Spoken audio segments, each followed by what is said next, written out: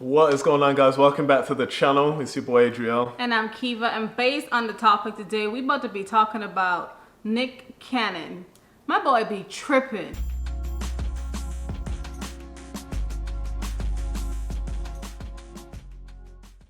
Alright guys, so if you're new to the channel, we are a young Christian couple and today's topic is going to be from a Christian perspective. Yes. Alright, that's just an FYI. But before you move on, please subscribe and please smash that like button, guys. Smash that like button. Alright, so let's just go ahead, dive right into it. Now, your boy Nick Cannon. I really admire him. I used to watch him since I was a kid, and he's a chill dude. Yeah.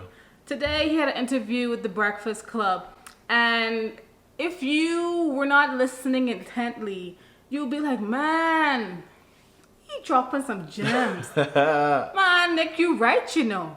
But in all honesty, this is about to be really transparent with y'all. Tell them as it is. Nick sounded like an intelligent fool. I don't know what he was saying, but it's like, bruh, this don't make no sense.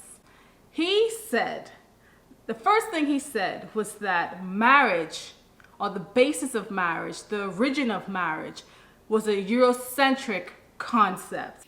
I mean, because that's a Eurocentric concept when you think about the ideas of you're supposed to have this one person for the rest of your life. Ooh, the base. That doesn't make any sense because in Genesis, it originated in the Garden of Eden. Yeah. You know, this is where it originated from. He didn't have a helper. So what happened? God caused a deep sleep to fall upon him. And we'll put the text up. And basically took a rib from him and made woman.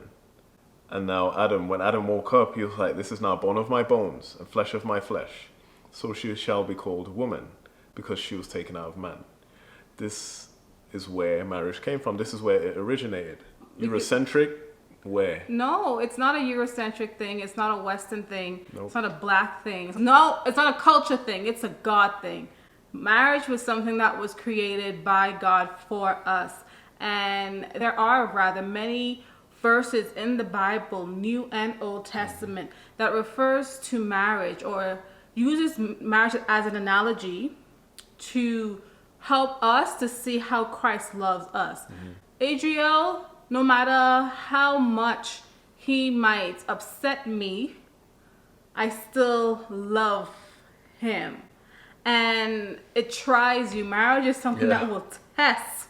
When I say test, it will test you. But the ultimate goal of marriage is to please God. And we could talk about that in a whole different video. But that is the basis of what God intended marriage to be. Now, after the fall, things happen. That's right, yeah. Man wanted to do what man wanted to do. They say, oh, I could have two wives. Yeah. And as you could see, Two?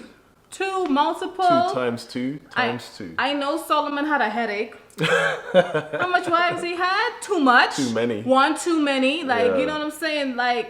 It doesn't create order. There's always jealousy, heartbreak, deception, murder, all of these things as a result of man deviating from the original plan. And Nick Cannon spoke about this. He spoke about having different baby mamas. And he also spoke about women being, I think it was women being possession and being sold for land. That was Steve was saying that was the origin of why marriage, that's why marriage basically came into play as well. You know, I mean, I understand the institution of marriage and stuff, but if we go back to what that was about, that was the classified property. That was because a father gave another man his daughter for land. So when you really get to that concept, it's like, all right, well, we got to change all of this up because I don't want ownership over anybody. I don't have ownership of any of the mothers or because of the sin and also the way culture was back then. Women didn't have much say. So a lot of times you see a woman marrying for security purposes. Once again, though, that wasn't the original plan. That is a result of sin. And when you look up the Hebrew definition for what woman stands for, you can see there was a clear purpose for Christ saying man and woman shall become of one flesh. That's right, yeah. I looked up the Hebrew just to find the original, and it's I believe it's Ishar. I believe that's how it's pronounced. And it says, since man and woman comes from the same root word, okay, it comes from the same root word, she is not given over into his power. So that's important. Rather, she complements him and stands at his side as an equal. We spoke about the land situation. Where was Adam and Eve created? In the Garden of Eden. Garden of Eden. It was in that land. Yep, So was that land already given to them? given. So what was the purpose of them marrying if If marrying it was from for the land? Yep. So that was something that was already given to them. That was actually there before they were created.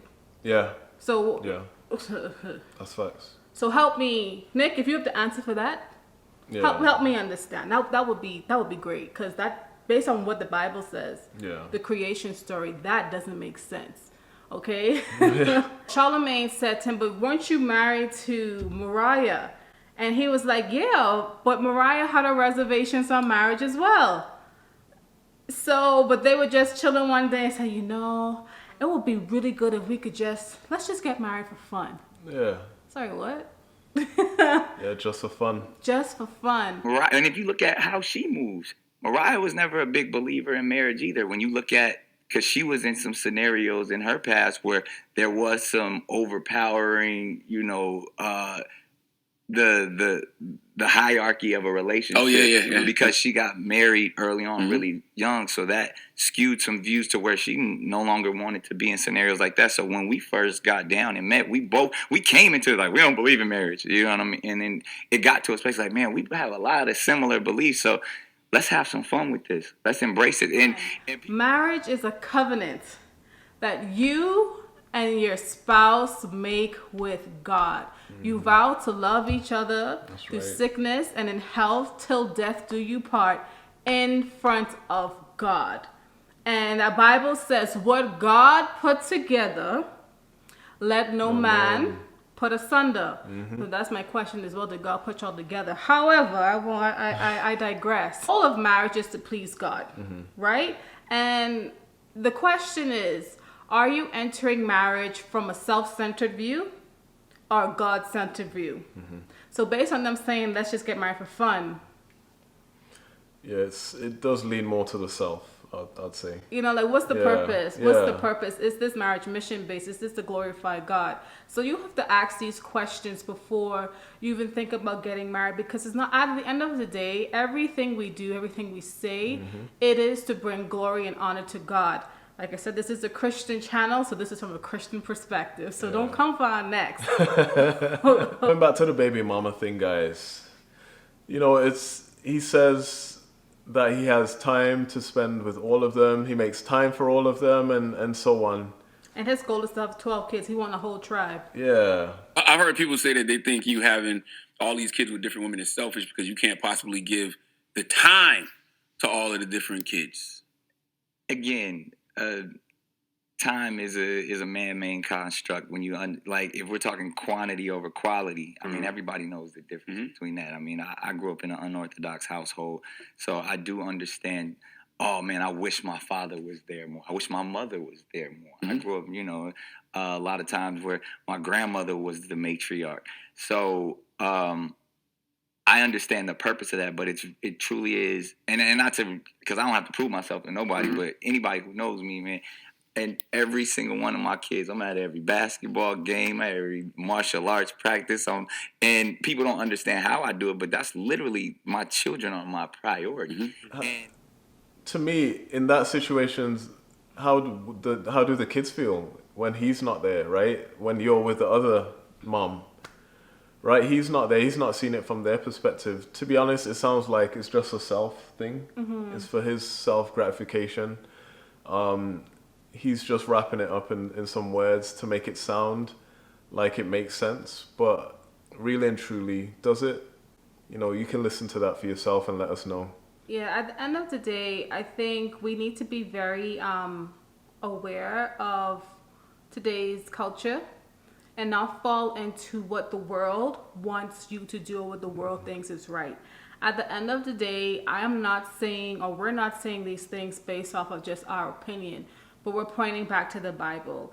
And we should always use the Bible as the blueprint because that's what it's here for. That's right. And our lives, at the end of the day, like I said earlier, should be done, or everything we do should be done to glorify God. And we need to go on, thus says the Lord. You understand what I'm saying? And guys, let us know what your thoughts are as well. You know, the videos out there, we've put some clips in here. We want to know what you guys think, and in the comments below. And guys, of course, before we leave, we always have to remind you that you are Blessed and highly favored. We're going to see y'all in the next video. Peace.